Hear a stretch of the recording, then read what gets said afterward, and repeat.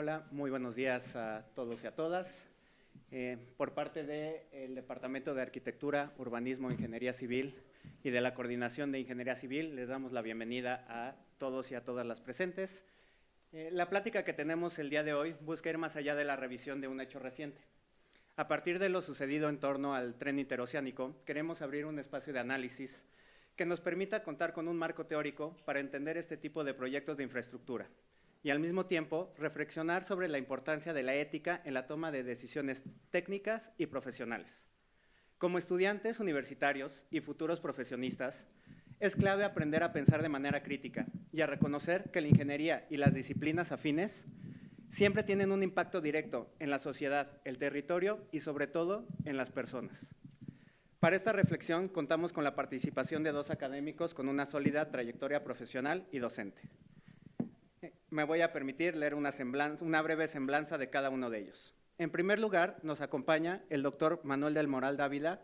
Es ingeniero civil por la Universidad Iberoamericana, cuenta con maestría en ingeniería con especialidad en transporte por la UNAM, un Master of Science en Logistics and Supply Chain Management por Cranfield University en Inglaterra y es doctor en ingeniería por la UNAM. Es profesor de tiempo completo de la universidad desde 1994 y ha tenido un papel clave en el desarrollo académico, incluyendo el diseño y desarrollo de la maestría en cadena de suministros de la UCA José Simón Cañas en 2025. Actualmente es director general de LogT2, firma especializada en logística, tráfico y transporte y ha asesorado a empresas como Pemex, DHL, FEMSA, McDonald's, Aeroflash, OPL Logística del Valle de México. Es miembro fundador y consejo emérito de CONALOG, siendo el único académico dentro de su consejo directivo. Ha recibido el Premio Nacional de Logística en 2010, el reconocimiento Voces que Trascienden por la Universidad Iberoamericana en 2020 y en 2025 fue incorporado al Hall of Fame Líderes Mexicanos por The Logistic World. Ha participado como ponente en diversos foros profesionales y académicos, tanto nacionales como internacionales. Les pido un aplauso para el doctor Manuel del Moral.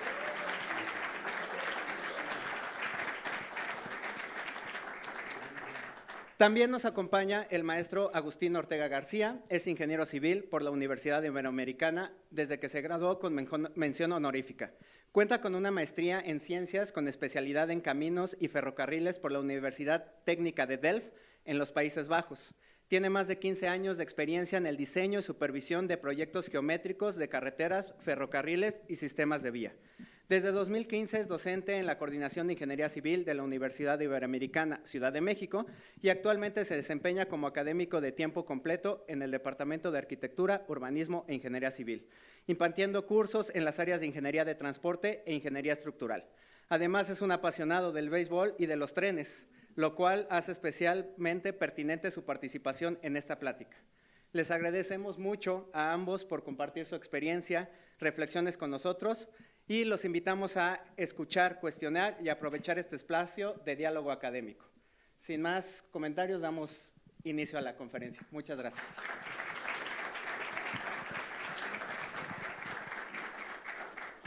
Bien, bienvenidos todos. Gracias por estar aquí. Realmente nos sentimos muy agradecidos por este espacio y nos sentimos muy agradecidos también por la gente que nos visita el día de hoy.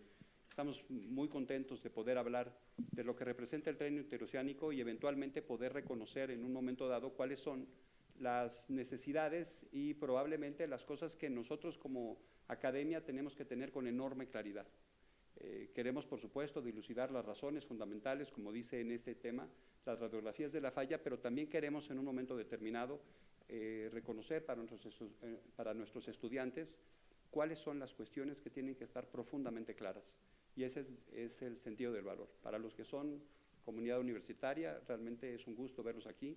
Para los que hoy nos han visitado, ya sea por los medios de comunicación o eventualmente amigos que han llegado el día de hoy para querer aprender o reconocer un poco lo que nosotros hemos descubierto, sean bienvenidos. Esta es su casa. Cuando en 2028, en el 28 de diciembre del 2025, esta historia empieza en la vida de cada uno de nosotros y empieza con un WhatsApp de Agustín, con el que me aprecio profundamente de compartir este espacio. No quisiera también dejar pasar. Gracias, Hugo, gracias por todo. En ese sentido, empieza con un WhatsApp donde nos avisa que ha sucedido un tema. Y yo contesto, es otra situación más.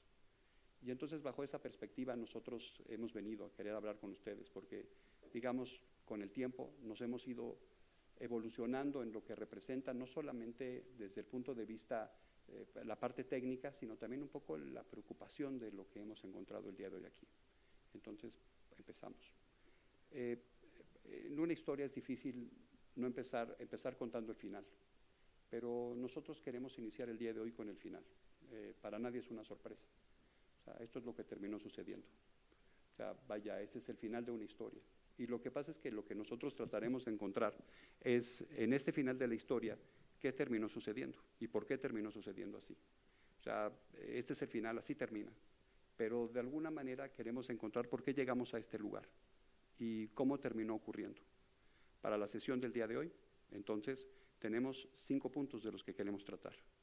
El primero tiene que ver con el corredor interoceánico, de dónde viene y para qué es y cómo funciona. El segundo tiene que ver sobre el territorio y el trazo ferroviario, que termina siendo importante. El tercero es la infraestructura heredada y probablemente cómo se hizo una rehabilitación parcial de la misma. La operación ferroviaria y de alguna manera el control de riesgo, y ahí nos daremos cuenta de algunos aspectos que son fundamentalmente críticos. Y la última tiene que ver un poco con de una decisión técnica al impacto social. Y aquí viene como una reflexión ética. Fundamental hablar para nosotros, para los estudiantes, dirijo en ese sentido, que el modelo ético siempre paga para bien. Entonces, eso es lo que venimos a hablar el día de hoy. Así que empecemos. El corredor interoceánico, origen histórico. Entonces, quisiera hablar un poco sobre esta parte, en este contexto, cuando… ¿Se escucha? Sí. Bueno, cuando tenemos esta parte, la idea no es nueva. O sea, es decir, no es una idea apropiada, digamos, por el tema del presidente López Obrador, cuando él, desde sus primeros planes de gobierno, refería a eso. Pero la idea no es nueva, o sea, la idea en realidad estaba planteada desde muchos años. Probablemente los que tienen mi edad, inclusive los mayores, recordarán que siempre se hablaba del interoceánico, poco no, Santiago. O sea, siempre se ha hablado del proyecto Alfa Omega, del interoceánico, del transísmico, es decir, no es una idea nueva, no es digamos, una perspectiva del presidente López Obrador, sino que en realidad en un momento determinado se buscaba algo que pudiera ser competencia para el Canal de Panamá. Ese era el objetivo. O sea, hacer competencia para el Canal de Panamá en el momento del traslado de las mercancías. Siempre se pensó así, llegar a Salina Cruz y salir por Coatzacoalcos. De hecho, es la zona, por ejemplo, que nuestro país es la zona donde se hace mucho más pequeña. Representa solo 310 kilómetros. No hay espacio entre costa y costa más pequeño que eso, digamos, en un modelo lógico para realmente entenderlo desde esta manera. Nunca se encontró, siempre se buscó la posibilidad de que el transísmico operara de forma correcta, pero la verdad es que nunca operó. De hecho, hay señales que muestran que no necesitaba y que no buscaba operar de principio. O sea, vaya, como un corredor completo, y ahorita van a ver las señales. La que viene entonces, la siguiente diapositiva, lo que trata de encontrar, este es el Canal de Panamá, como ustedes pueden verlo, se buscaba competir contra esto. El Canal de Panamá sí tiene algunos recorridos, digamos, hacia la zona europea, pero en realidad el Canal de Panamá lo que busca es llevar eventualmente a lo que representa la costa oeste norteamericana, llevar carga a lo que representa Houston, carga a lo que representa Nueva Orleans, carga a la Florida y eventualmente a la Sabana. Todo el movimiento termina ocurriendo así.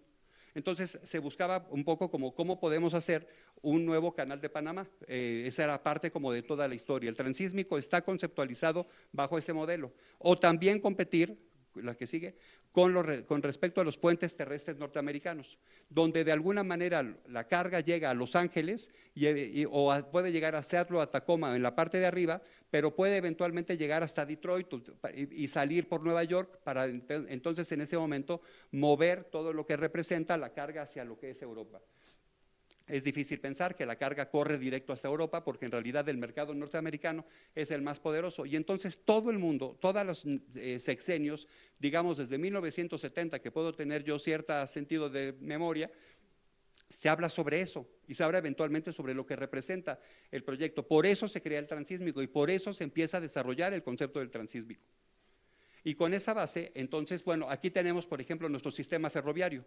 tenemos un sistema ferroviario de alrededor de 27,000, poquito más de 28,000 kilómetros, no más grande que eso. Y como pueden ver, la zona del transísmico está dividido en dos concesionarias.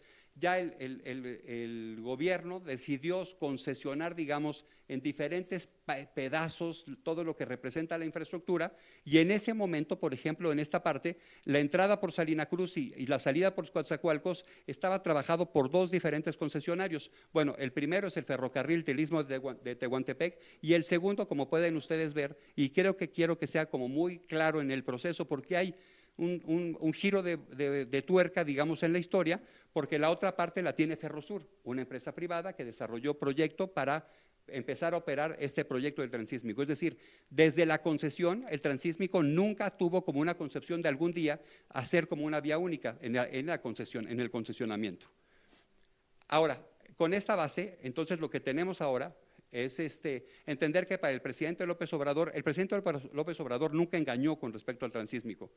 En un modelo de 100 ideas, de 100 proyectos definidos, el número 69 era la integración de este transísmico, es decir, se creará un corredor económico y comercial en el Istmo de Tehuantepec que comunicará Asia y la costa este de Estados Unidos. Se construirá una vía ferroviaria para contenedores. No habla todavía el tema de carga, de pasajeros. Se creará un corredor económico y comercial en el Istmo de Tehuantepec, y lo definía como cumplido al final de su sexenio, es decir, es el proyecto número 69. El presidente López Obrador lo definió desde el inicio. Entonces, y eso viene ocurriendo en este proceso. Hay una inversión, pueden ver ustedes, por ejemplo, algunos tiempos. El presidente López Obrador empieza el 1 de diciembre del 2018, y entonces el 23 de diciembre del 2018 el presidente reconoce desde el principio que hay una inversión definida para poder desarrollar el proyecto del transísmico. En ese primer aspecto, entonces, queda profundamente claro que viene con una idea claramente establecida. Sí tiene como un sentido de urgencia para empezar a operarlo y empezar a desarrollarlo. Esto viene después cuando en realidad en un momento determinado crea un organismo público descentralizado para que de alguna manera administre el corredor del transísmico, el corredor que le llama interoceánico del Istmo de Tehuantepec. Y entonces ustedes verán que en algún momento vamos a empezar a reconocer que nuestro, digamos, las iniciales son CIIT, Corredor Interoceánico del Istmo de Tehuantepec. Sigamos. En Oaxaca, durante el tiempo, por ejemplo, en un momento determinado, el corredor transísmico se coloca para operar en junio del 2020, ahí se detiene un poco y hasta junio del 2020 se da el sentido realmente digamos, del desarrollo del transísmico en tiempos completamente orientados a lo que representa la pandemia. Ahí se desarrolla. O sea, es decir, es el momento que empieza. En el 2020 es en el momento que se dispara el modelo del transísmico. Aquí hay en este giro de tuerca que me parece importante reflejar para ustedes en este momento, es que en mayo del 2023, algunos de ustedes podrían haber recordado que el gobierno del presidente López Obrador desarrolló algo que llamó, y así lo denominó porque es un tema muy importante y es un tema jurídico clave, algo que llamó ocupación temporal. Llegó a la línea de Ferrosur, y entonces en ese momento, sin previo aviso a Ferrosur, decidió ocupar lo que representa la estructura de la línea. O sea, eso es lo que terminan siendo. Son hechos, no son en un momento determinado, digamos, una perspectiva. De hecho, no lo define como una expropiación porque eso tenía consecuencias legales diferentes, sino lo define como una expropiación, no lo define como una expropiación, sino como una ocupación temporal. No todo el mundo considera sobre eso. La portada de Crónica refleja, por ejemplo, que en ese contexto está definido en mayo del 2023, expropian vías de Ferrosur para el corredor interoceánico. En realidad el presidente López Obrador lo reconocía como un rescate, y al día siguiente de esta noticia, en ese entonces el secretario de Gobernación, Adán Augusto, define que no es una expropiación, sino refleja nuevamente que es una ocupación temporal. Ese fue como un giro, como para tratar de entender que ya habían iniciado los trabajos del transísmico, ya había que hacer como una especie de cierre de la última parte del proceso que formaba parte de la estructura de Ferrosur. En esta línea de tiempo, entonces, sucede que el 23 de diciembre del 2023 arranca el tren transísmico. El accidente ocurre el 28 de diciembre del 2025, es decir, poquito más después de 2 años de operación. Son 2 años y 5 días, eso es lo que terminó operando. viene a través de esto. Y lo que es interesante es que nos empezamos a encontrar que empieza a tener ciertos detalles. La operación empieza a tener detalles que empiezan a ocurrir, problemas que probablemente cualquier vía férrea tiene. Algunos autos, por ejemplo, fueron arrastrados por vías férreas, etcétera. La presidenta Sheinbaum, todavía no la presidenta Sheinbaum, pero todavía un poco antes, en ese contexto, la presidenta Sheinbaum ya digamos, ganando las elecciones, urge para que esto sea rápido, para que esto sea pronto. Carso e ICA, apúrense para terminar el proyecto, o sea, apúrense para terminar de alguna manera el proyecto del corredor transísmico.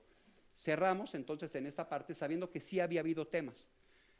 Obviamente el proceso del tema mayor es el tema que termina ocurriendo entre lo que representa el 28 de diciembre del 2025. Pero digamos que a través del tiempo ya habían ocurrido ciertas cosas que hablaban de fragilidades del sistema, si me permiten utilizar esa expresión, cierta vulnerabilidad en lo que representaba el sentido de esta integración. Pensar sobre esto, obviamente, algo que puede ser extraño, aunque no en realidad, digamos, para lo que representa la operación de lo que ha sido los modos de transporte oficiales, la Secretaría de Marina es quien se encarga de todo lo que representa la integración del transísmico, no solo del puerto de Salina Cruz, no solo del puerto de Coatzacoalcos, sino también la parte del ferrocarril, inclusive, por ejemplo, de los aeropuertos. O sea, podrán ustedes empezar a identificar que la Secretaría de Marina es la que luce, digamos, en ese sentido, como quien administra el aeropuerto. Ustedes van a encontrar, cuando vayan al aeropuerto de la Ciudad de México, van a encontrar las cenefas de la Secretaría de Marina. Muy bien. A mí me parece que aquí hay un momento determinado, me parece que siempre trabajar sobre infraestructura es un valor. Desarrollar infraestructura es un elemento fundamental. Yo considero de principio que cualquier esfuerzo de construcción de infraestructura nos hace mucho más competitivos como país. Y bajo esa premisa me parece consistente invertir en infraestructura. Habrá que decidir y habrá que encontrar mecanismos correctos para reconocer si esa infraestructura es la correcta o es la conveniente para este momento, pero en un momento determinado habría que empezar a identificar pues que sí, la infraestructura es un elemento de productividad de país. Pasemos entonces a nuestro segundo tema, el territorio y trazo ferroviario. ¿Me quieres ayudar, Agustín? Claro que sí. Como ya se mencionó, cruzar el Istmo de Tehuantepec es la zona más corta entre el Golfo de México y el Océano Pacífico. Sin embargo, también no está exenta de esas montañas que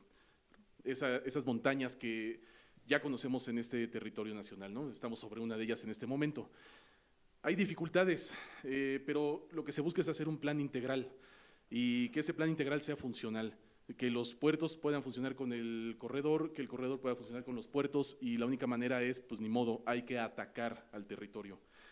El transísmico es mucho más que un ferrocarril interoceánico, porque lo que buscan es que además de todo de ahí sea una derrama de productividad y de economía para la región. ¿Me permites un Sí, momento? claro. O sea, vaya, como pueden ustedes observar, en un proyecto de planeación integral o de plan maestro, sí hay una perspectiva de una gama de pequeños proyectos que eventualmente podrían haber hecho como mucho más competitivo el proyecto integral. O sea, no es solamente, digamos, una premisa donde nosotros estamos de alguna manera identificando que alguien quería unir para mover carga. O sea, sí había un principio de intención sobre la posibilidad de expandir o impactar lo que representa, por ejemplo, todo lo que es la estructura de la región. Esta es una fotografía que en realidad es profundamente dolorosa. Son, en realidad, pueden encontrar ustedes que son 2 locomotoras y 4 vagones. Las 2 locomotoras, por ejemplo, son las que están ubicadas. La primera locomotora ya se fue, ya no se alcanza a ver en la fotografía. Está un poco más adelante. La segunda locomotora, si ustedes ven las fotografías que vamos eventualmente a ver, a lo mejor la pasamos. Puedes pasar la que sigue y ahorita regresamos. Esa es la segunda locomotora, la que está de alguna manera, digamos, volteada. Así termina pasando, ahí termina ocurriendo. Regresamos.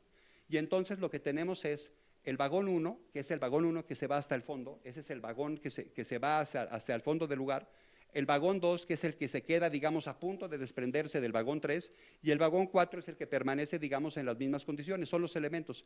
Si son sensibles, pueden darse cuenta de que las magnitudes y las longitudes de cada uno de los vagones es distinta, particularmente en el vagón 2 y el vagón 3. ¿Lo observan? O sea, son distintos, los tamaños son diferentes.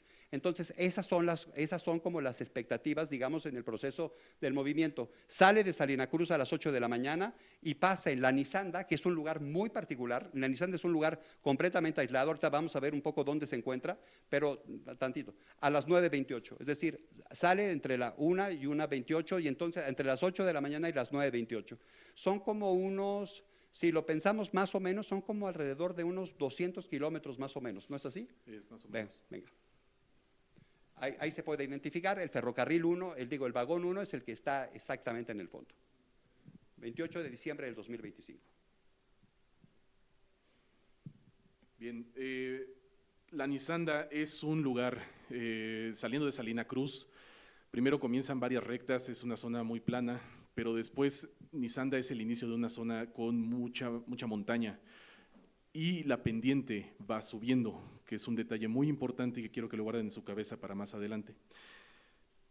Son varias paradas las que se diseñaron para este tren que daba servicio, no daba servicio diario, tenía operaciones que no eran del diario, entonces los volúmenes son diferentes a lo que podríamos esperar de, por ejemplo, el tren México-Toluca. Forma parte de la línea Z y el tren que se accidenta es uno que sale desde Salina Cruz y después tiene…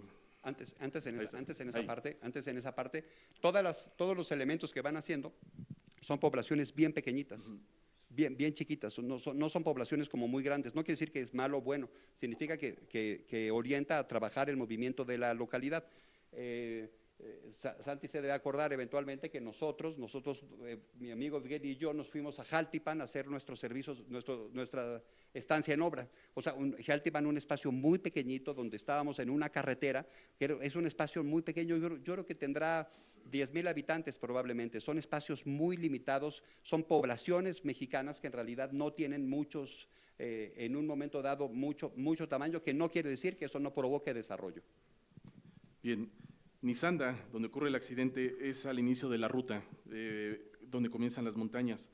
Después de pasar un par de estaciones donde hace la parada, comienza su ruta, comienza su ascenso. Son aproximadamente 100 metros lo que tiene que continuar hacia arriba y en esa pendiente positiva es donde ocurre el accidente. Es un tramo intermedio, no está cerca de una estación, no. De hecho eso lo hace mucho más complejo, porque entonces llegar a donde fue el accidente representó que la única forma de llegar era en ferrocarril, no había otra manera. O sea, recorriendo la vía del ferrocarril no había otra cosa más. O sea, cuando planeamos sobre esto, o sea, no es un tema abierto, vamos a ver como un video en específico, ocurre un accidente donde hay que pasar cierto tiempo para poder llegar, caminando. Pues realmente sí llega a la población, pero llega corriendo. La gente de la Nisanda llega, pero mucho tiempo después. Ahora, sí es una zona como muy compleja, donde llega a ser hasta algún sector medio turístico en realidad. Si ustedes buscan, podrán encontrar en la Nisanda que llega a ser como hasta un paraíso, como para una especie de cráteres o de lugares para nadar, o eventualmente pudiera llegar a ser como una parte relativamente atractiva, pero no tiene algo más que eso.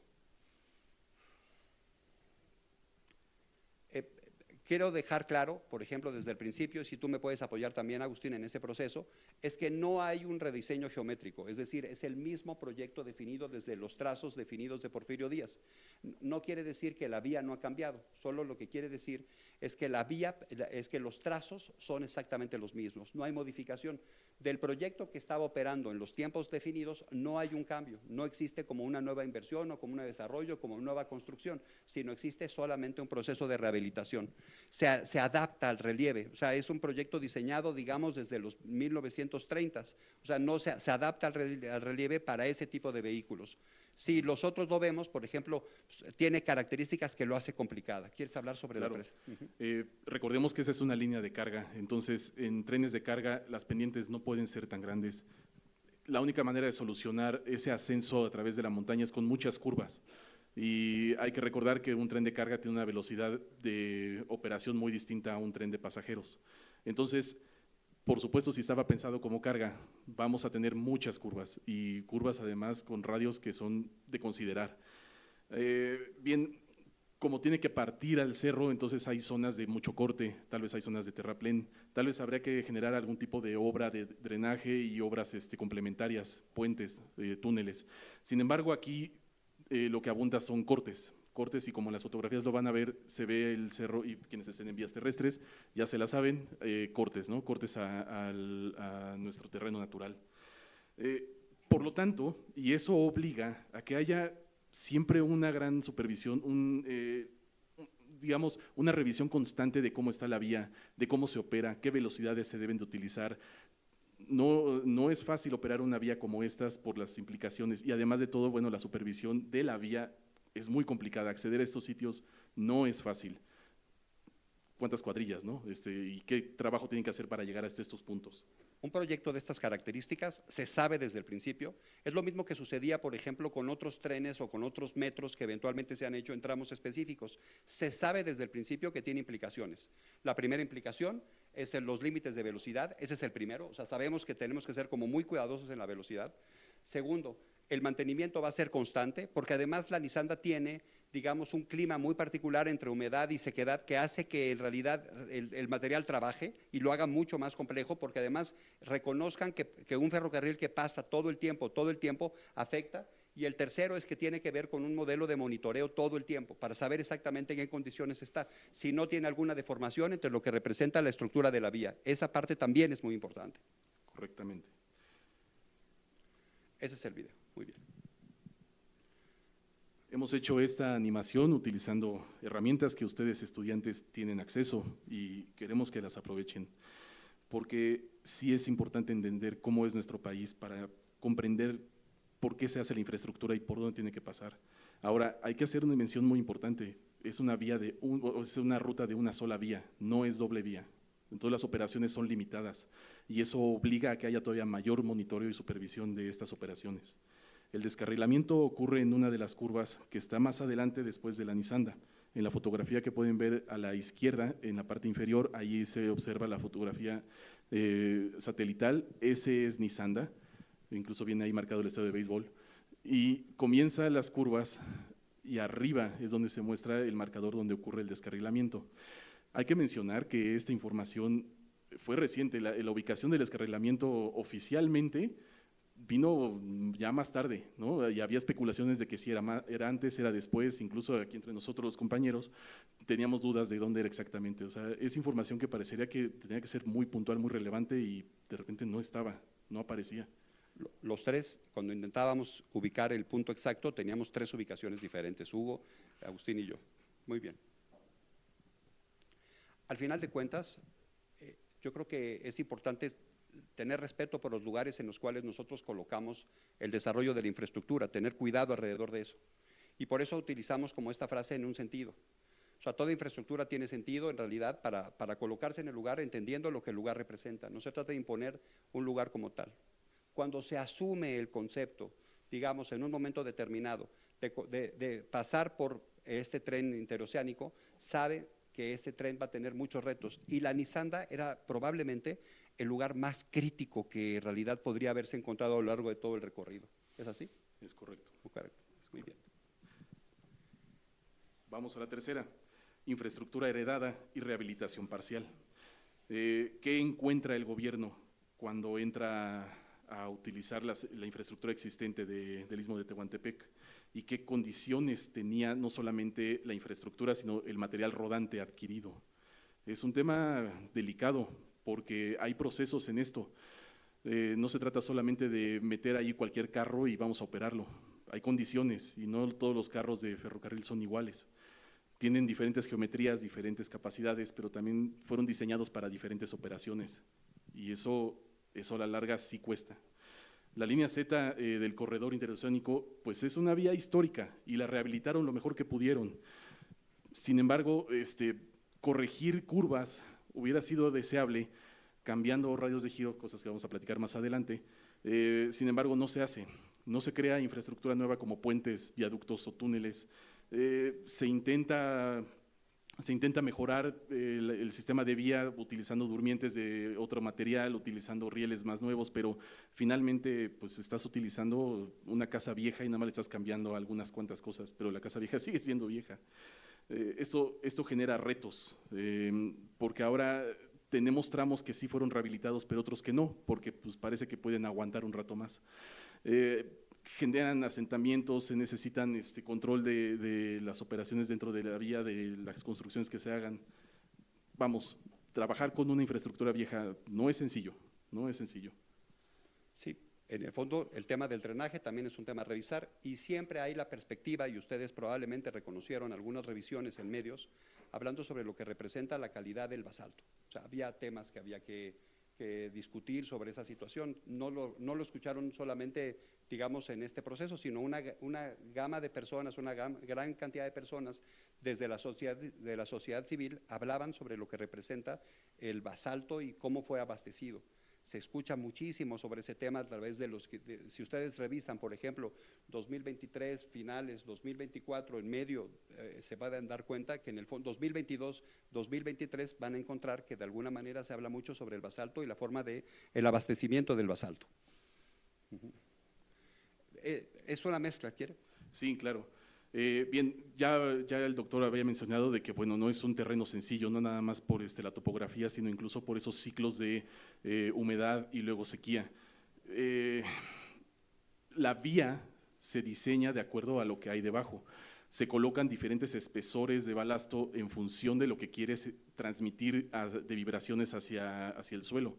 Entonces, es un diseño de una estructura como tal, como la conocen de los pavimentos, que tienen diferentes espesores con diferentes rigideces en los materiales. Lo mismo pasa con la vía.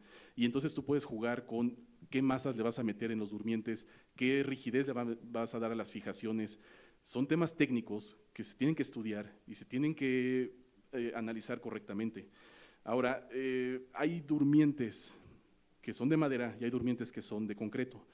Y sí pueden coexistir, o sea, sí puede existir este tipo de transiciones, pero como lo acabo de decir, se tiene que hacer una transición, porque si no estás jugando con diferentes masas y rigideces que cambian de manera inmediata en 60 centímetros.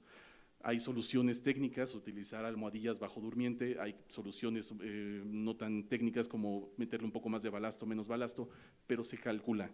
Y aquí lo que vemos, pues es una vía comprometida, donde hay durmientes de madera que han contado historias, te pueden contar historias, y durmientes de concreto que, bueno, se ven bastante más nuevos y renovados. Y bueno, todo esto en conjunto con el balasto, que si hay cuestionamientos sobre su control de calidad, pues no es la combinación que tú quieres tener.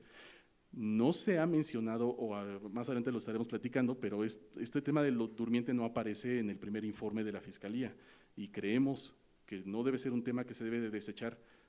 Todo se tiene que analizar, todo. Al final de cuentas, por supuesto, se puede ver, como pueden ver en la imagen es como muy rica en ese proceso, son imágenes tomadas por la gente de la población del lugar, no por la gente que se accidenta, sino por la gente de la población, y pueden darse cuenta ustedes de los durmientes. Cómo cambia, como dice Agustín, pasar directamente en 60 centímetros, pasando de madera a concreto y viceversa, lo cual obviamente refleja como un proceso bien complicado, bien difícil de orientar, para tratar de reconocer cómo ha sido un proceso hecho, digamos, buscando estructurar y responder a un calendario puntual.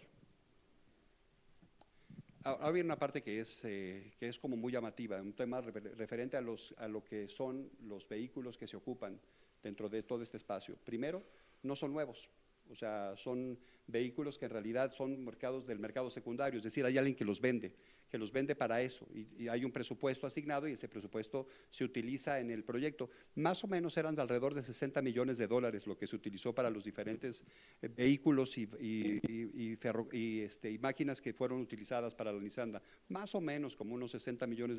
No creo que ahí haya un tema, digamos, alrededor de una falta de control en términos de lo que es la estructura presupuestaria. Ahora, en esta parte son locomotoras en realidad orientadas hacia carga, eso me parece también muy importante. No son para pasajeros, de alguna manera están diseñados para eso y tienen entre 20 y 40 años de antigüedad.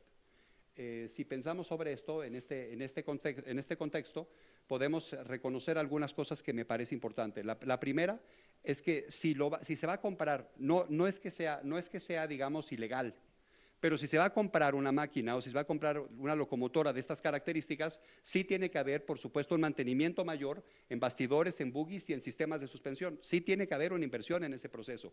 Si lo fue o no lo fue, no hay reportes en ningún lado que de pronto reflejan que eso termina ocurriendo. En este tema, no más de 60 a 90 kilómetros por hora, quédense con este número. O sea, es decir, hasta 90 kilómetros por hora en algunas condiciones, en algunos lugares. Y en realidad hay muy pocas máquinas, lo cual hace que estén realmente en operación todo el tiempo, constantemente.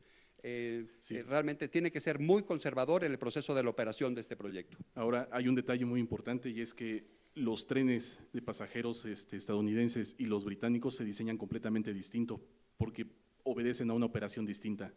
Estados Unidos comparte su vía con trenes de carga, entonces tiene un diseño específico para que en caso de una colisión con un objeto sumamente masivo, pesado, va a tener que responder de cierta manera, pero los trenes que trajeron de Inglaterra son pensados para operar en una vía de solo pasajeros, con mayor velocidad. Entonces estructuralmente están diseñados para otras funciones y responder de otra manera en caso de un accidente. Y por supuesto ninguno de los dos estaba pensado para caerse por un acantilado de 7 metros de profundidad, ¿verdad? Entonces, lo que platicamos hace un momento, conoce tu ecosistema, conoce tu terreno, porque tienes que diseñar para ese terreno, tienes que diseñar para esa operación. Y bueno, locomotoras por un lado, trenes de pasajeros por otro, son mundos, o sea, son carros, pero se diseñan muy distinto. Bien, nos dimos a la tarea de investigar sobre las locomotoras que estaban operando ese día. Los reportes indican cierto modelo. ¿Tienes el modelo? No, es EMD, ahorita se los voy a decir. Es una locomotora que fue fabricada para operar en Canadá, ¿ok? Por supuesto, F59PH. Entonces, trajeron locomotoras de todos lados, locomotoras para jalar trenes de pasajeros, locomotoras para jalar trenes de carga. El asunto es que, bueno, son máquinas, son infraestructura. Piensen ustedes, nuestros compañeros de arquitectura, en edificaciones que tengan 50 años de vida, ¿cómo eran sus instalaciones? Pues es lo mismo con una locomotora. La tecnología, la arquitectura misma del mismo vagón, la misma locomotora, es distinta a lo que se usa hoy en día y tal vez no es compatible con los sistemas que existen hoy en día. Entonces, es complicado, es difícil y no es una tarea sencilla, no es nada sencillo. Nos dimos a la tarea de buscar y encontramos, pues, lamentablemente no tenemos mayor certeza, pero tenemos un par de fotografías de cómo era o de cómo es la locomotora en cuestión por adentro. Tenemos dos versiones, una de ellas, de este lado, se ve un poquito más rústica, ¿no? Se ve un poquito más rústica que la que tengo del lado derecho. Incluso, si podrán notar, y es muy importante para lo que viene adelante, aquí yo tengo un velocímetro a la mano y a la altura del maquinista, pero de este lado pues es distinta. Si me permites esa parte, Sí. Hoy se habla, por ejemplo, hay dudas enormes sobre si tenía velocímetro o no tenía velocímetro. O sea, vaya, el informe de la Fiscalía eventualmente habla de que no tenía o que en realidad se hacía de una manera mucho más manual el desarrollo de lo que es la medición de la velocidad. Correcto. Entonces, vamos, no es algo que puedas hacer en 3 meses, ¿verdad? Es algo que siempre se ha criticado, que la infraestructura, parece que los tiempos están, o más bien la infraestructura está a la orden del tiempo, ¿no? A las órdenes del tiempo del político. Sin cámaras de seguridad, sin rastreo satelital. Bien, para pensar en este contexto, aquí me parece que hay dos cosas que son importantes. La infraestructura es la que manda la velocidad. No es la intención, no es el deseo, o sea, obviamente tengo el tipo de infraestructura y eso es lo que refleja el desarrollo de la velocidad, ese es el primero. Entonces, si pensamos un poco, si nos damos cuenta de lo que hemos platicado hasta hoy, tenemos, digamos, 3 características que hacen complicado en un momento determinado tener o alcanzar altas velocidades. Uno, el balasto no está estabilizado, el balasto nuevo no está estabilizado, los durmientes tienen asentamientos diferenciales a lo largo de todo el recorrido y por último hay temas de transiciones y de curvas que en realidad no están correctamente planteadas. Realmente el régimen de velocidades, como lo notó posteriormente y los resultados que dan, es profundamente inmaduro y entonces aquí me parece que hay una ecuación fundamental que creo que es clave para tratar de entender el proceso. Velocidad más peso más bien perfecta es un riesgo. O sea, todos estos elementos va construyendo un modelo que eventualmente no quiere decir que siempre va a fallar, bajo ninguna circunstancia, pero quiere decir que en condiciones probabilísticas particulares, con modificaciones inclusive de 1 kilómetro por hora, podrían provocar cambios en este tema. Viene en el examen. Y sí, al final de cuentas, nuestro papel es realmente reconocer que somos en un momento determinado una enorme responsabilidad. Nosotros como ingenieros civiles tenemos como una premisa enorme, tenemos una responsabilidad con la sociedad. La necesidad de ser consistentes y congruentes desde el punto de vista del ejercicio de la práctica de nuestra profesión es fundamental. Los estudiantes que están por salir, o los estudiantes que están en medio, los estudiantes que están entrando, deben tener un enorme cuidado y reflexión y realmente compromiso con lo que es la sociedad para la ejecución de lo que representan sus funciones, las funciones de representa la línea de ingeniería, de lo que es la ingeniería civil. ¿Quieres pasar a presentar? Claro. Sí. Bien. ¿Qué tal? Vamos a esta cuarta parte y como los veo ya un poquito cansados, les he traído unas cuantas ecuaciones para que se diviertan. Entonces, lo que yo he encontrado desde ese 28 de diciembre y hasta el día de hoy, y yo creo que va a continuar, es mucha desinformación, pero también poco entendimiento de lo que es un ferrocarril y todos los conceptos que se han hablado alrededor de este accidente puntualmente. Entonces, pues lo lamento por los que ya pasaron por aquí, que ya se lo saben, y lo lamento por los profes que les estoy arruinando las clases siguientes, pero vamos a tocar un tema muy importante que es la geometría de la vía y prometo ser lo más ameno posible en este sentido. Lo que tenemos ahí son vistas de tangentes, lo podemos ver en una carretera, lo podemos ver en una calle, lo podemos ver en un ferrocarril.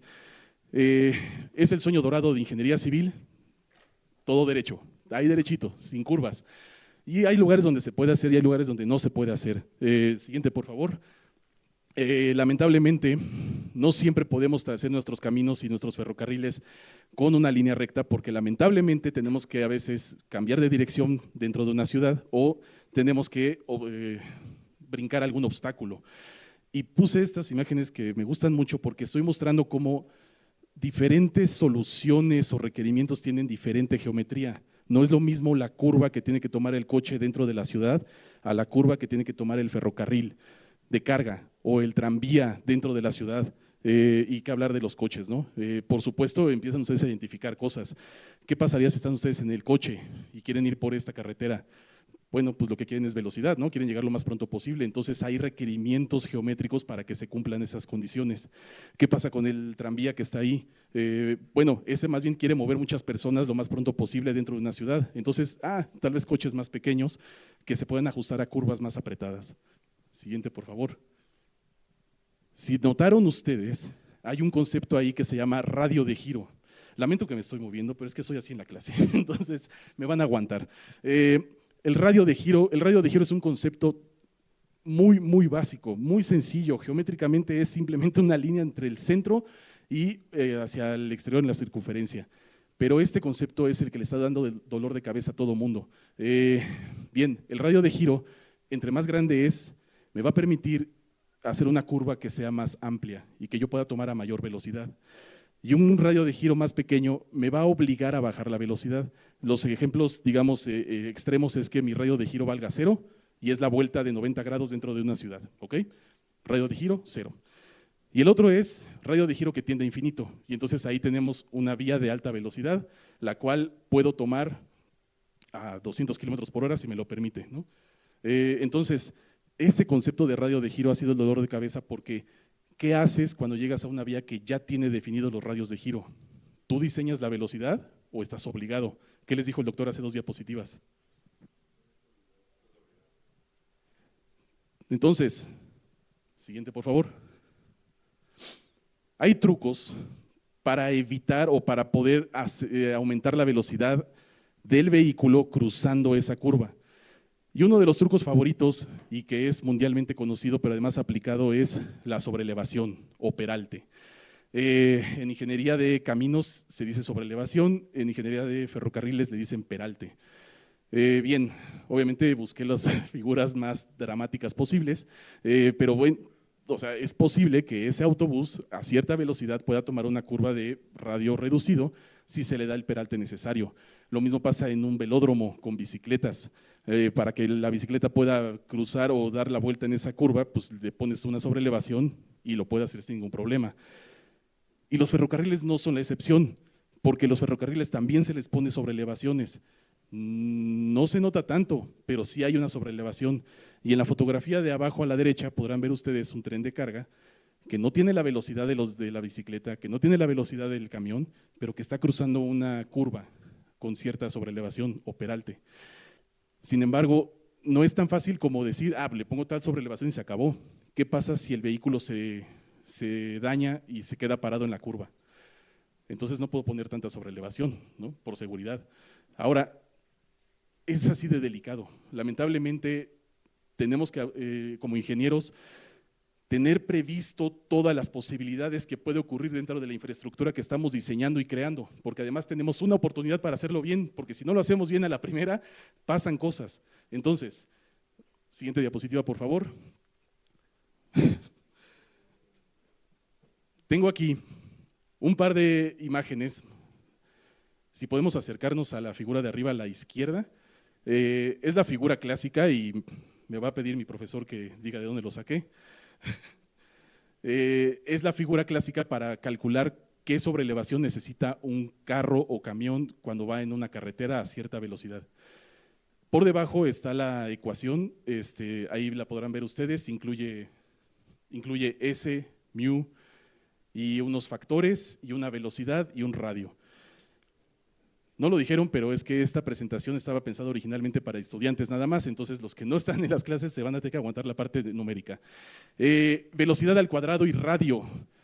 Entre más aumenta la velocidad, más peralte voy a necesitar y menos peralte voy a necesitar cuando tenga yo un radio más grande, lo dice la ecuación. Entonces, si reduzco el radio, me obliga a tener un peralte mayor, pero hay un límite, ¿verdad? Ahora, en el caso de las carreteras, hay un elemento que nos ayuda que se llama fricción. Y es que no todos los coches tienen las mismas ruedas en las mismas condiciones y no todo el tiempo el camino tiene las mismas condiciones. A veces está mojado, a veces está con hielo, a veces está totalmente seco. Entonces, ese factor mu, me voy a acercar para que lo vean, está aquí, es una variable, o más bien es un factor que tenemos que agregar y que depende de muchas cosas, pero digamos que luego te ayuda o te echa la mano.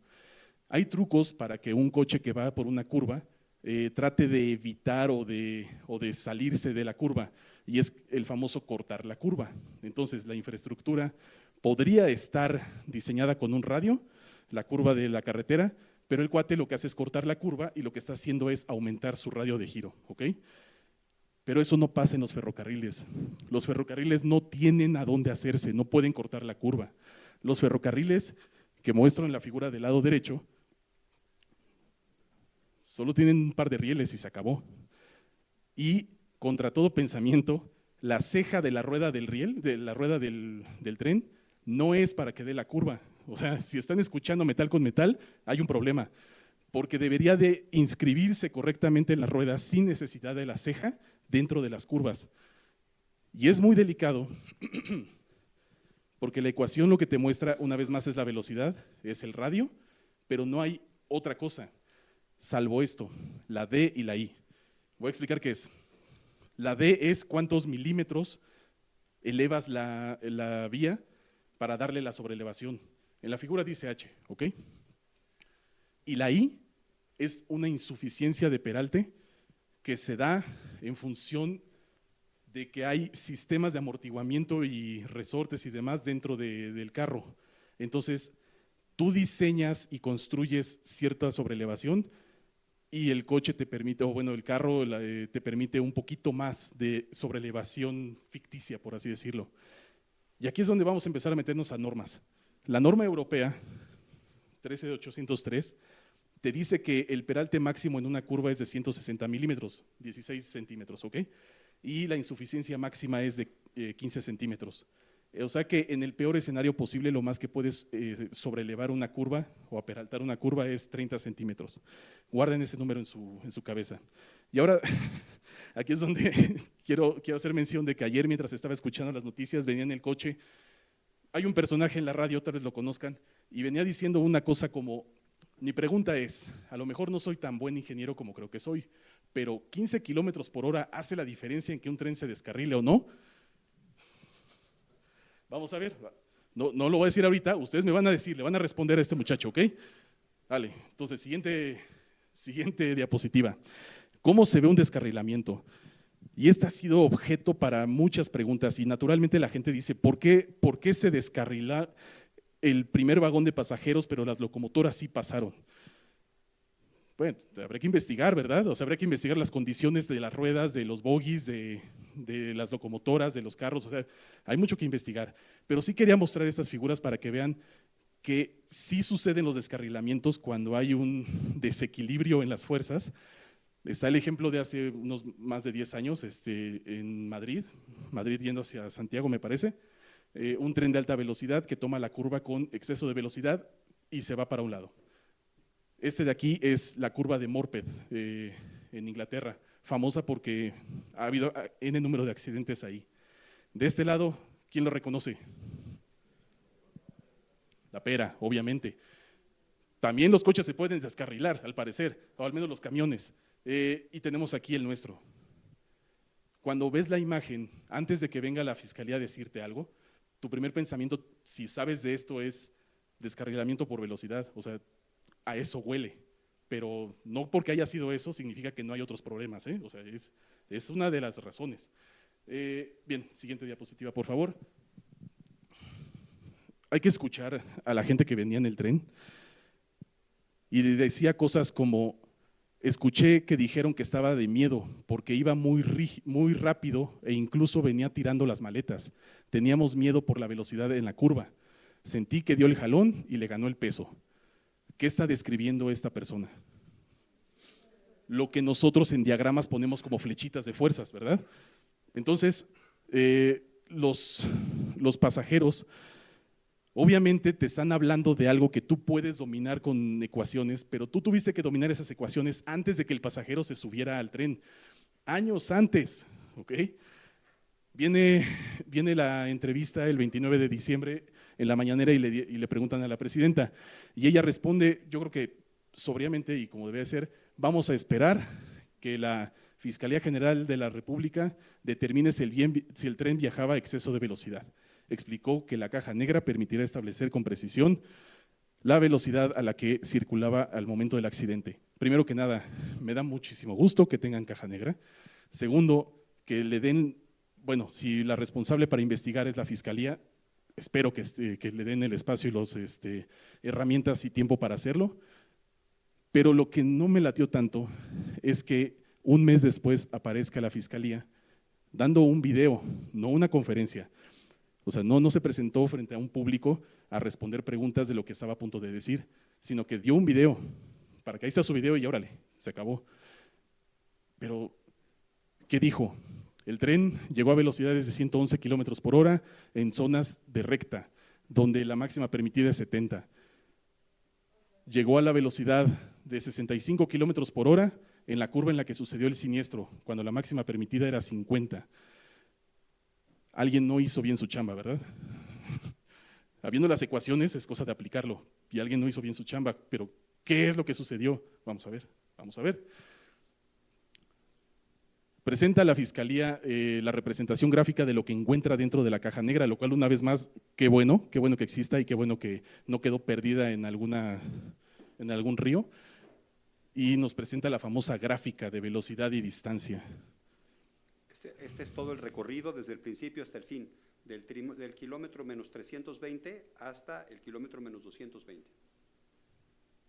Lo que están mostrando en la línea punteada son los límites de velocidad para cada uno de los tramos. Hay tramos… Lo que está en azul. Lo que está en azul. La línea punteada en azul es lo máximo permitido y el tren debería de estar operando siempre por debajo de esa línea. Sin embargo, lo que observamos es a un tren que parece que no conoce la línea o parece que está buscando siempre estar arriba de la línea, no lo sé. Ahora, es muy importante que en las paradas programadas efectivamente se detuvo, o sea que sí había frenos. Segundo, yo ya les había dicho que en este tramo de la Nisanda la pendiente es positiva, va subiendo, o sea que la gravedad va en su contra, no le permite ir tan rápido.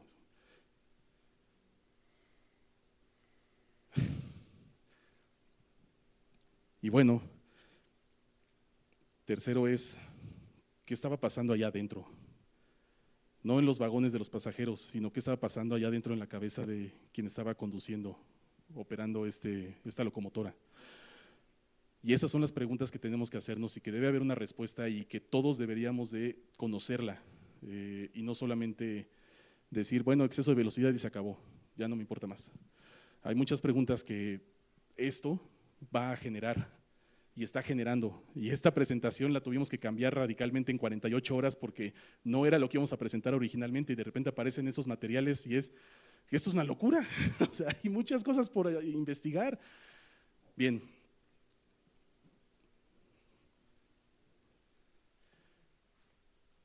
Observé la gráfica y yo la veía y no, o sea, no me entraba en la cabeza cómo es posible que alguien pudiera estar tanto tiempo, todo el tiempo, por encima del exceso de del límite de velocidad. ¿Qué estaba pasando?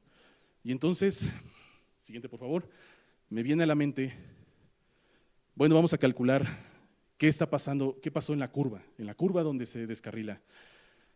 Tenemos a la mano herramientas que nos permiten identificar tal vez aproximadamente cuál es el radio de curvatura de nuestra curva en cuestión. Ahora que ya la tenemos identificada, sabemos que tiene más o menos 100 metros de radio. Esto es una aproximación, no me vayan por favor, no me vayan a colgar, no me vayan a sacrificar. Es una aproximación lo mejor posible utilizando el famosísimo AutoCAD. Entonces, ahí va el comercial AutoCAD. Utilizando mi otra ecuación y sabiendo que el radio es de 100, investigué dos casos. Primer caso, voy a fijar la velocidad en la velocidad que el vehículo iba cuando se descarrila. Pongo 65 kilómetros por hora, pongo el radio de giro de 100, lo meto a la ecuación y me dice que el peralte requerido tendría que ser de 50 centímetros. ¿Cuánto era lo máximo? Entonces, está claro, y eso asumiendo que puedes tener 30, no sé cuánto tiene realmente, pero por lo pronto no podías cruzar esa curva con 65 kilómetros por hora teniendo un radio de 100. No hay manera, no, porque las normas no te permiten llegar hasta allá. Luego dije, ahora voy a fijar el peralte máximo, suponiendo que esa curva tiene el mayor peralte posible. Pongo mi suma de peralte más insuficiencia en 31 centímetros, mi radio de 100 y la velocidad calculada fue 51.3. ¿Cuál es el límite de velocidad en esa zona?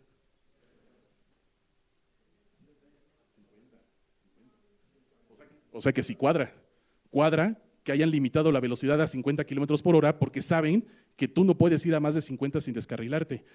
Ahora, eso es asumiendo que la sobrelevación es de esta magnitud. Ok, si no tiene esa sobrelevación y tiene menos, ¿qué pasa con la velocidad? Bueno, todo esto cuadra, o sea, ¿por qué yo puedo hacer esto que cuadre en el futuro y no lo hicieron en el pasado cuando había que diseñarlo, cuando iban a construirlo, cuando iban a renovarlo? ¿Por qué? Siguiente, por favor. Bueno, 15 kilómetros por hora, ¿es suficiente para descarrilarlo?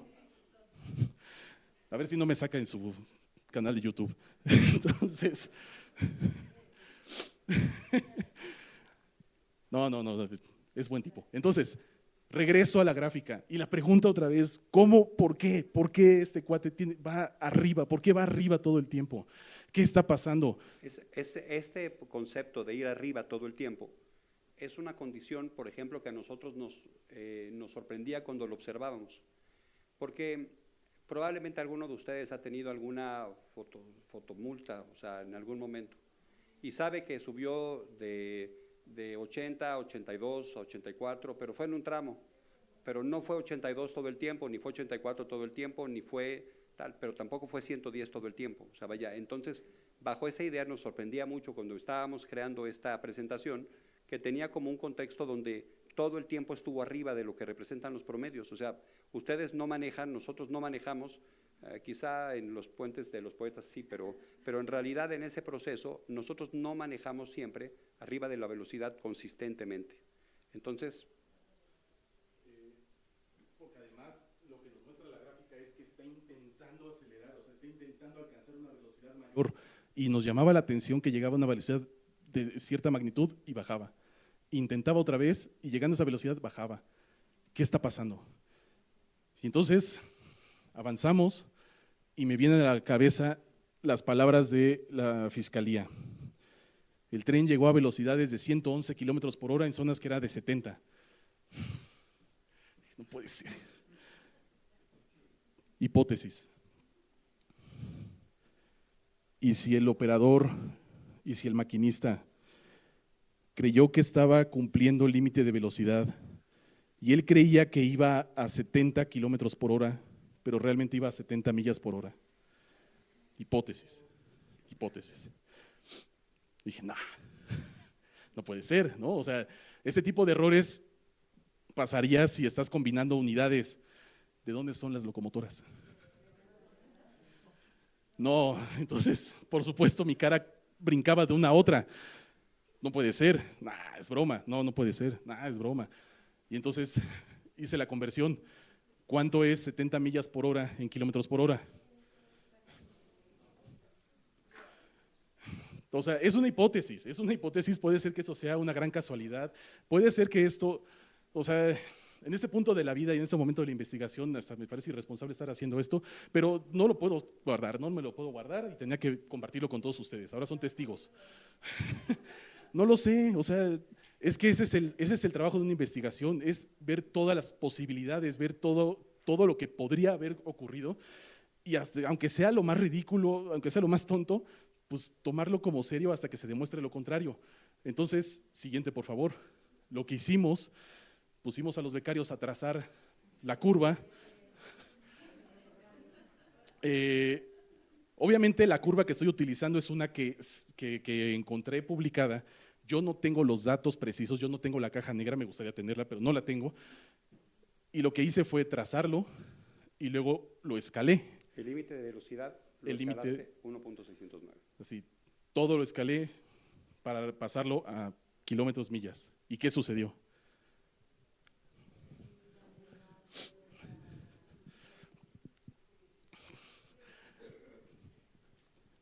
Nos fuimos, esa tarde lo compartí con mis compañeros y dijimos, vámonos de aquí, vamos a consultarlo con la almohada, vamos a ver si nos inspiramos con un sueño, porque esto sería tonto, ¿no? O tal vez no. O sea, entonces, no estoy diciendo que esta fue la razón, pero caray, como que encaja muy bien. Entonces, yo esperaría que sea una de las cosas que se estén investigando porque, o sea, con números que todos conocemos y podemos manejar, se puede tal vez explicar algunas cosas que están sucediendo. Pero bueno, es una hipótesis y puedo estar mal, ¿no? Y si estoy mal, pues ya tendré que aparecerme ahí con el pulso de la República y decir si tenía razón Chumel. Entonces, siguiente, por favor. Lo que sí puedo decir y que espero que suceda y que es algo que todos tendríamos que estar empujando para que sea así, es que otros países tienen organismos que son estrictos, específicos, autónomos e independientes para investigaciones de eventualidades, accidentes y demás en transporte. Estados Unidos tiene la National Transportation Safety Board, ¿no? Y pongo ahí una captura de pantalla de cómo se ven un reporte de un incidente de un tren que se descarriló. Te van a dar hasta video explicativo de qué fue lo que sucedió. Y está toda la documentación y puedes tú acceder a ella y puedes trabajar con ella. En Inglaterra lo que tienen es el Rail Accident Investigation Branch. Países Bajos tiene su propio, no lo voy a pronunciar, tiene su propia comité, consejo de investigación y recientemente saben que en España hubo un descarrilamiento y que luego vino el tren de frente y le pegó al descarrilado. Entonces ellos tienen una comisión de investigación de accidentes ferroviarios. Vean la magnitud de las cosas, o sea, le dan la importancia necesaria a investigar qué sucedió justo para evitar que no vuelva a suceder. ¿Y en México qué tenemos? No le estoy haciendo el feo a la fiscalía, para que no venga Godoy a decirme algo. Pero a mí me gustaría que no sea la fiscalía la que esté investigando, que sea alguien, de la disciplina, lleno de gente de la disciplina, con toda la experiencia haciéndolo. Y eso es lo que tendríamos que estar preocupados, porque ahorita hablamos de las curvas, pero ¿qué nos falta por descubrir? Los rieles, los trazos, los vehículos. La operación, las medidas de seguridad, telemetría, qué tipo de comunicación tiene un tren operando con 250 personas con su centro de mando o centro de control. ¿Había alguien diciéndole algo al operador? ¿Había manera de que alguien se pudiera dar cuenta que iban demasiado rápido? Pero en tiempo real, les estoy diciendo en tiempo real. ¿Había manera, había protecciones, pilotajes automáticos, etcétera? ¿Qué hay? ¿Dónde lo puedo investigar? No, pues es que está bajo seguridad nacional, no puedo investigar nada. Para este efecto, en la realidad, hay dos perspectivas y dos posibilidades. Uno, el conductor sabía la velocidad a la que iba. Esa es la primera. Y si el conductor sabía, entonces, si no hay un elemento de control que cuide esa velocidad a la que va, esa va cubierta. O sea, vamos a pensar que el conductor es un irresponsable que tiene esta parte. La segunda, el conductor no sabía. Pueden ser dos razones. La primera razón puede ser porque no tiene velocímetro y porque de alguna manera intuía en esa parte. Esa puede ser. O la segunda, lo que ha planteado Agustín aquí. Este 1.609, entonces el conductor puede pensar que todo el tiempo estuvo en la velocidad adecuada. Haciendo esta revisión con lo que han sido las investigaciones previas, los conductores que están ahora detenidos, el conductor, el garrotero, el maquinista que están ahora detenidos, en este momento ellos dicen, esta ha sido la operación siempre, no reconocemos por qué la velocidad es diferente. Algo que nos falta será saber si esta era la operación tradicional o realmente iban a una velocidad mucho más alta siempre. O sea, entonces esa perspectiva es la que hoy tenemos, donde no tenemos con certeza, digamos, lo que terminó ocurriendo. Vamos a cerrar. La forma como entramos nosotros a este proceso fue este WhatsApp que mencioné de Agustín, que nos mandó como a las 11:30 de la mañana, 12 de la mañana del 28 de diciembre, nos mandó al grupo que tenemos nosotros de los profesores de Ingeniería Civil, y yo le contesté otro descarrilamiento. Y lo que viene después es empezar a picarle y darse cuenta de que no es otro descarrilamiento, sino que es algo más, y que nos encontramos con ciertas cosas. Y mi forma de entrar alrededor de esto fue, adelante, tratar de entender cómo funciona. Y entonces me gustaría como tratar de resumir cuál es el cierre quizá de toda esta problemática. Es un problema sistémico, no es un problema, digamos, desde el punto de vista, no es un problema orientado hacia una situación en particular, no es solo la velocidad. La intuición es que tiene que ver con riesgo, por supuesto, de la locomotora, de la vía, del operador, de la interacción, de las curvaturas, de la topografía, de la operación que está siendo presionada y, por supuesto, con bajo nivel de mantenimiento. Esta urgencia por empezar los proyectos de infraestructura y la urgencia por terminar los proyectos de infraestructura. Ese también es uno de los elementos que termina siendo un cáncer para el desarrollo de los proyectos. O sea, esta obligación para tener en este momento un proyecto terminado durante la estructura de un sexenio, eso le quita márgenes de maniobra. El presupuesto define todo lo demás, no la operación es la que rige, sino lo que rige es el presupuesto. El siguiente de los elementos, claro que todo tiene que ver con un calendario, tenemos que salir ya, lo más pronto posible, lo más ágil posible, porque así es la visión, digamos, desde la estructura de lo que representa el desarrollo de infraestructura.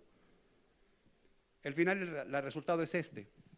Y lo cierto, cuando pienso en esta historia, pienso en las personas que estaban involucrados en eso, y debo decir que así es como entré yo al proyecto.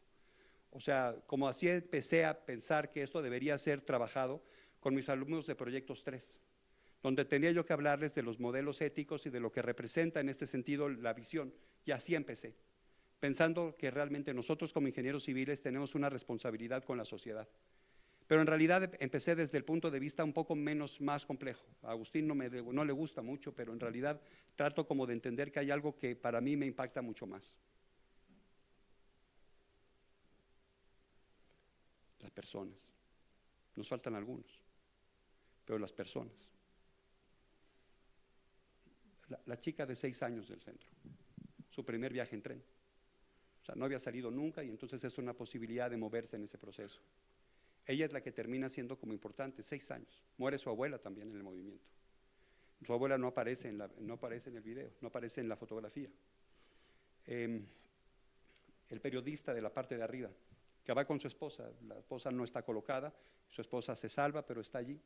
Los dos el maestro de la izquierda en la parte de arriba, recién jubilado, que de alguna manera termina, digamos, sus labores y empieza a disfrutar un poco, a empezar a viajar con su esposa. La señora de la segunda fila al principio, o sea, vaya, que en realidad era taxista y apoyaba, por ejemplo, a sus hijos. las personas de la esquina, las personas del medio, la tercera persona y la primera son esposos que viven en Mexicali. Y la que no aparece es la hermana de la señora de junto, que en realidad la convencieron de que fuera a conocer el vehículo. Así empecé yo. La fotografía de arriba de la extrema derecha es una foto subida a redes sociales antes de empezar el viaje. La fotografía del medio es de la señora que en realidad, por ejemplo, presume a sus amigas antes de salir que está haciendo el viaje en el tren interoceánico. Y la persona de la derecha es una chica de 15 años. Son algunas de las historias que están involucradas en el tema y es un elemento suficiente como la estructura de dolor. O sea, al final de cuentas, lo que quiero, como esto ha sido dirigido en un momento determinado a ingenieros civiles que están estudiando para desarrollarse, y por supuesto que valoramos profundamente la visita de mucha gente más, es entender que la ingeniería tiene consecuencias en realidad humanas, que una decisión y un error tienen impactos directos, que en un momento determinado, o sea, la gran pregunta es ¿cuánto vale una vida?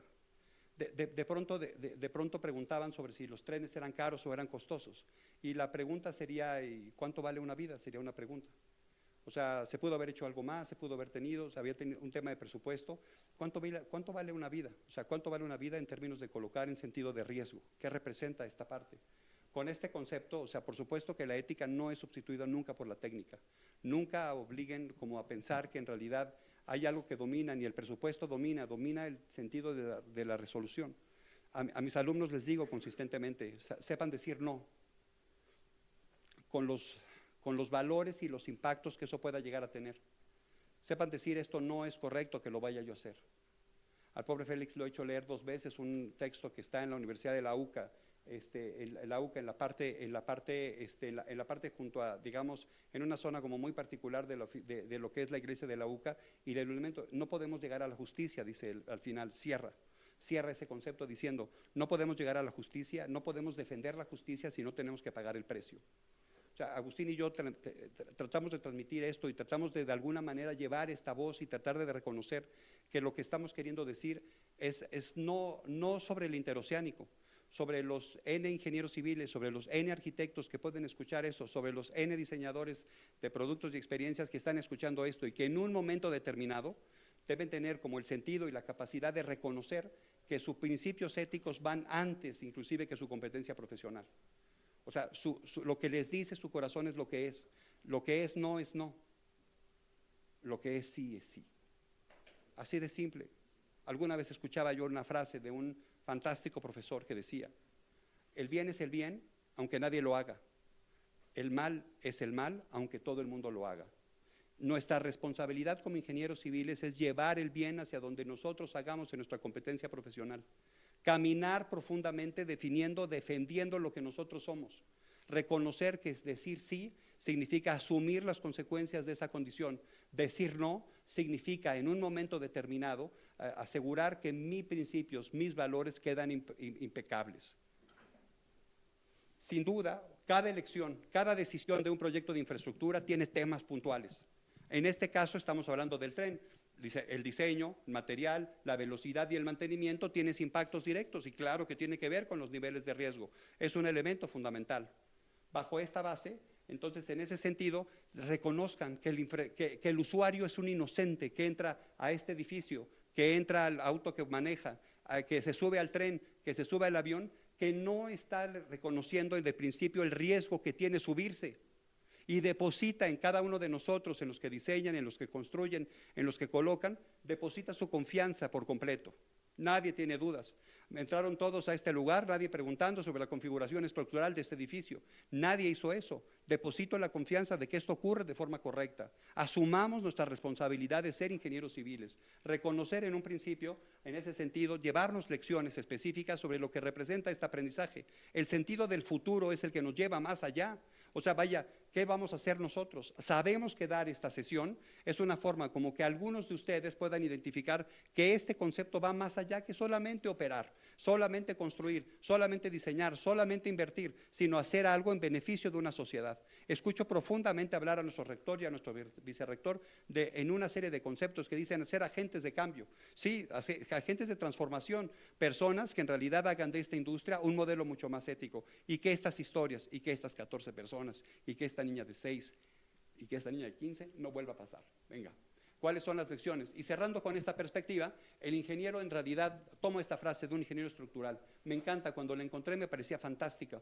El ingeniero no debe perderse en su propia tecnología, debe comprender que al final la ingeniería trata de personas. Nosotros hacemos cosas en beneficio de los demás. Asumamos las consecuencias de hacerlo. Asumamos el compromiso de ser profundamente éticos en lo que representa nuestra práctica profesional. Muchísimas gracias a todos por escucharnos.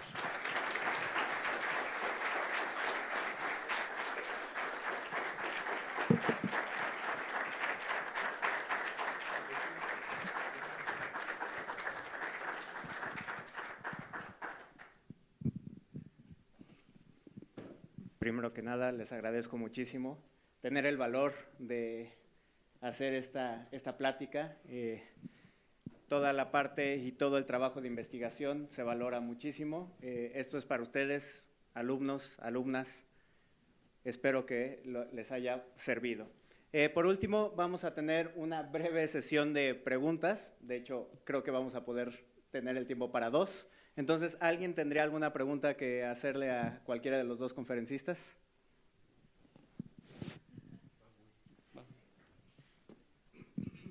Ahorita se subiría al tren que está pasando por aquí de Toluca, México, ahora observatorio. ¿Bajo qué condiciones? Por eso, o sea, la pregunta que hago es, bajo lo que ustedes seguramente ya saben de este nuevo tren. Mira, yo he tenido la oportunidad no solamente de conocer como pasajero, sino también hacer una visita a las instalaciones y hablar con el personal que está operando este tren. Es un ejército de personas y quienes fueron a esa visita conmigo estarán de acuerdo que están muy cuidadosos, o sea, saben los riesgos que están manejando, están llenos de gente con mucha experiencia y han sido cuidadosos de buscar tener la infraestructura necesaria para operar un tren de pasajeros, la responsabilidad de mover a un pasajero, ¿no? Entonces, por lo menos de Santa Fe a Sinacantepec yo estoy tranquilo. Qué bueno, porque… No, me falta conocer todavía observatorio, ya el 2 de febrero lo van a abrir, vamos a conocerlo, vamos a investigar y vamos a analizar. ¿Alguna otra pregunta? A ver, por allá atrás subo.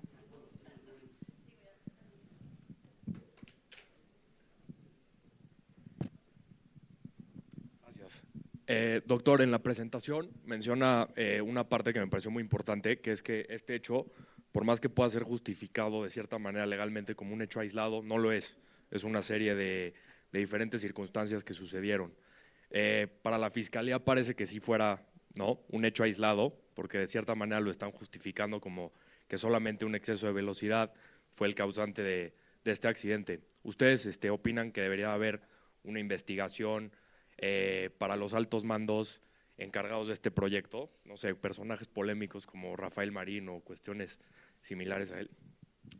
Es difícil plantearlo de forma diferente, es una serie de cadenas sucesivas. Una cosa es, aquí quiero hacer una precisión, una cosa es lo que la fiscal presentó en el video de 2 minutos y medio y otra cosa es el informe técnico que en realidad no fue como divulgado en ese mismo nivel, con ese nivel de profundidad. A mí, antes de empezar sobre esa base, sobre si alguien debe o fincar responsabilidades más allá de estas 3 personas que en realidad son, pues digamos, la parte más delgada de toda esta hebra, es lo más delgado, me parece que lo que se necesita el día de hoy es desarrollar un informe, una evaluación, una auditoría técnica por una entidad independiente que dé a conocer en realidad qué fue lo que terminó sucediendo bajo la sumatoria de todos estos elementos, no solamente, digamos, esta perspectiva de un video de 2 minutos y medio. O sea, creo que tomar el informe todavía habría que llevarlo. O sea, el informe tiene ciertas preocupaciones alrededor. Esto que hablaba yo anteriormente, no tiene velocímetro, no tiene cámara, no tiene… O sea, entonces, en realidad, ¿cómo utiliza esa posibilidad de reconocer qué perspectiva? Usted sabe a cuánto va en 60 kilómetros por hora, en 70 kilómetros por hora, en 80, reconoce las diferencias. Es poco probable que eso termine funcionando. Entonces, digamos que a mí me parece el día de hoy que lo que hay que hacer es un corte, es parar. He escuchado que están a punto de empezar a correr otra vez la línea para empezar a mover carga, pero bajo esa idea creo que hasta hoy lo que a mí me gustaría, digamos, como sociedad, no como un profesor, no como alguien que eventualmente reconoce temas asociados a transporte, no se trata de eso, se trata de, como sociedad civil, que eso es lo que terminamos siendo, lo que yo pediría es un informe independiente que nos dé una perspectiva como mucho más amplia de lo que terminó sucediendo y de cómo podemos evitar que esto vuelva a suceder. No podemos seguir viviendo como si esto no hubiera pasado, nunca más. Por aquí tenemos una última pregunta. Bueno, la última pregunta, yo estuve viendo también igual las publicaciones periodísticas que se hicieron al respecto, y bueno, ustedes son los expertos, ya nos dieron detalles de ingeniería civil, de lo que pues la misma, las matemáticas y la física nos dicen. ¿Qué no debió hacerse? O sea, porque cada sexenio se hacen las cosas así porque termina un gobernante y lo que quieren es colgarse la medalla de cierta obra. ¿Cuál sería, digamos, que las recomendaciones y a lo mejor también igual pues la reflexión que nos podemos llevar de todo esto? Porque no solamente es, pues el daño es hacia personas humanas, ¿no? Y que lo que tendrían que también igual las administraciones tomar en cuenta para que estos detalles no vuelvan a ocurrir, o sea, porque esto está hecho con muchas variables que se desataron en una catástrofe, ¿no?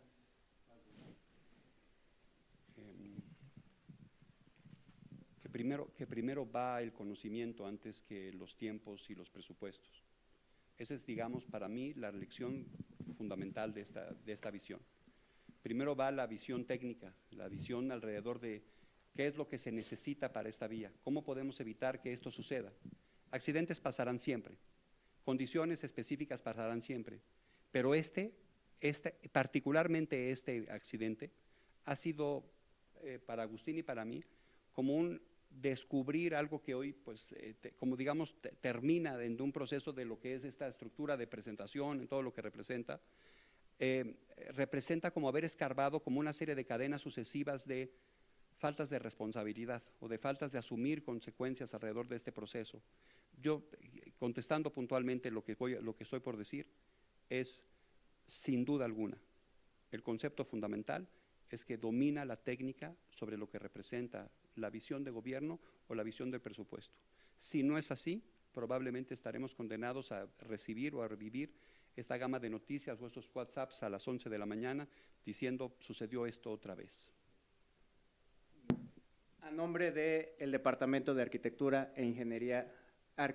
Urbanismo e Ingeniería Civil, le hacemos el siguiente reconocimiento al doctor Manuel del Moral.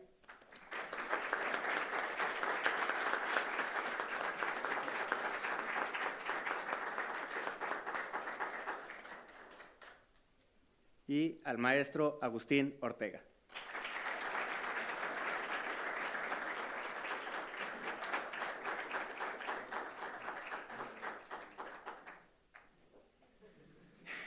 Y a nombre del Departamento de Arquitectura, Urbanismo e Ingeniería Civil y de la Coordinación de Ingeniería Civil, les agradezco mucho su presencia. Muchísimas gracias. Que tengan un excelente día.